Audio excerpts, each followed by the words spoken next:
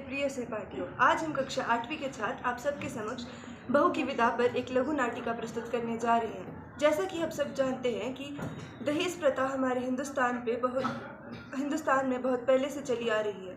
बहुत दुख की बात है कि ये प्रथा अभी भी हिंदुस्तान के कुछ स्थानों पर चलती आ रही है।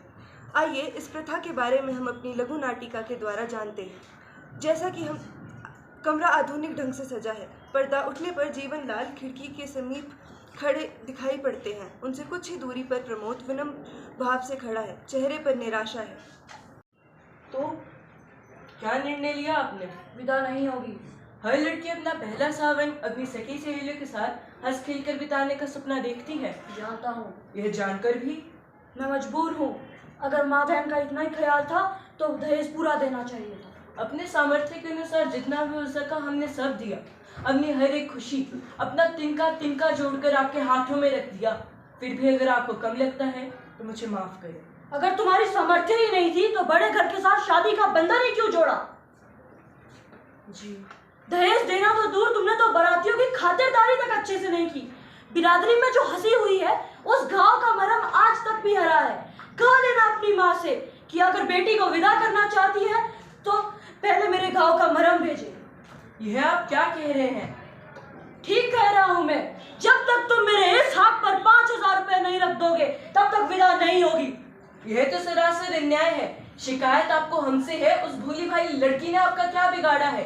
अगर रमेश बाबू होते तो क्या कह लेता? वो मेरा बेटा है, तुम्हारी तरह बदतमीज नहीं है। उसे बड़ों से बात करने की तहजीब है।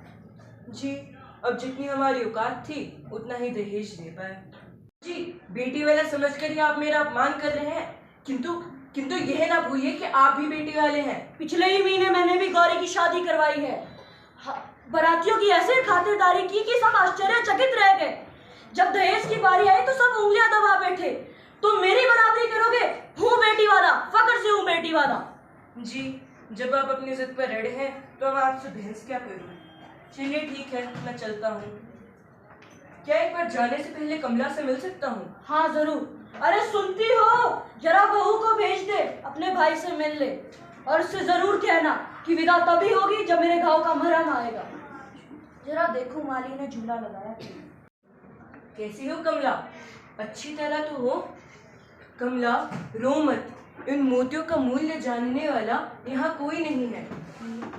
क्या? हाँ कमला, हमारे दहेज पूरा ना देने पर बाबूजी के कलेजे में गहरा घाव लगा है और उस घाव के मरहम की कीमत है 5,000 रुपए। हाँ कमला, तुम चिंता मत करो। ऐसे गिरे हाल में भी मकान 7-8 हजार का तो बिक ही जाएगा। भैया, मेरी विदा के लिए आप घर ना बेचे। कुछ सालों बाद आपको विमला का भी तो ब्याह करवाना है। कमला, ऐसे मत कहो। मेरी चिंता आप ना करो। कमला, गौरी आ रही है, बहुत अच्छा व्यवहार है उसका। मुझे उसके साथ रहकर सखी सहेलियों की कमी बिल्कुल नहीं रहती। मुझे तो ऐसा नहीं लगता। धीरे धीरे सब ठीक हो जाएगा भैया। माँ जी ममता की मूर्ति है और बाबूजी जरा जिद्दी व्यवहार के हैं। माँ जी जो ममता की मूर्ति बनती है वो दिखावा भी तो हो सकता है।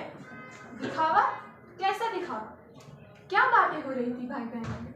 कुछ नहीं, बस कुशल क्षेम पूछ रहे थे। अच्छा, क्या कहा उन्होंने विदा के लिए? समझ गई। अपनी जिद के आगे तो वे किसी की नहीं सुनते। जब तुम्हारा पत्र आया था तभी कह रहे थे विदा नहीं होगी। बताओ क्या चाहिए उन्हें? 5,000 रुपए। बस 5,000 रुपए?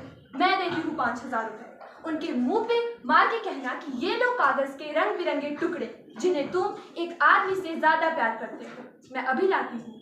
ठहरिए माँ जी, मैं कमला को बिना लिए ही जा रहा हूँ। बेटा, ये तुम क्या कह रहे हो? मैं एक माँ हूँ। मैं माँ के दिल को समझती हूँ। जिस प्रकार मैं गौरी की राह देख रही हूँ उसी प्रकार तुम्हारी माँ भी कमला की राह देख रही होगी। कमला जरूर जाएगी, उसकी विदा जरूर होगी। कमला जा, मेरी तिजोरी से 5,000 रुपए निकाल। जा। सुनती हो, गौरी के आने का समय हो गया है। तुमने अभी तक स्वागत की तैयारी नहीं की। अरे खड़े खड़े मेरा मुंह क्या देख रही हो? जाओ स्वागत की तैयारी करो। जरा ये भी देखे नाक वाले अपनी बेटी का स्वागत कैसे करते हैं। तुम क्या समझते हो कि दुनिया में सिर्फ एक तुम ही नाक वाले हो, बाकी सारे नक्कटे हैं? तुम्हें तो मेरी हर बात में बुराई लगती है। बताओ प्रमोद, मैंने गलत क्या कहा? नहीं, कुछ गलत नहीं कहा। आज के जमाने में तो पैसा ही नाक है और पैसा ही मूछ। जिसके पास पैसा नहीं वो नक कटा भी और मूछ कटा भी। अरे खड़े खड़े मुंह क्या देख रही हो? जाओ मिठाई की थाल लेकर आओ। गौरी किधर है? वे नहीं आई। वे नहीं आई? तबीयत तो ठीक है उसकी? जी हाँ। तो फिर क्यों नहीं आई? उन्होंने विदा ही नहीं की। विदा क्यों नहीं की? कह रहे थे दहेज पूरा नहीं दिया गया है। दहेज पूरा नहीं दिया गया? हमने तो अपनी जीवन भर की कमाई लगा दी, तब भी उन्हें दहेज पूरा नहीं लगा। उन्हें क्या बुरा भला कह रहे हो? बेटी वाले चाहे अपना घर द्वार बेच दे, पर बेटे वालों की नाक तो बहुत सकड़ी होती है। लेकिन शराफत और इंसानियत? अब शराफत और इंसानियत की दुहाई देते हो? अभी तो चुप रहो गौरी की माँ। नहीं खुली। जो व्यवहार तुम अपनी बेटी के लिए दूसरों से चाहते हो, वही दूसरों की बेटी को भी दो। बेटी बहू अजीब उलझन है। अगर हर बेटे वाला यह याद रखे कि वह एक बेटी वाला भी है, तो सारी उलझने सुलझ जाए। लगता है तुम ठीक ही कहती।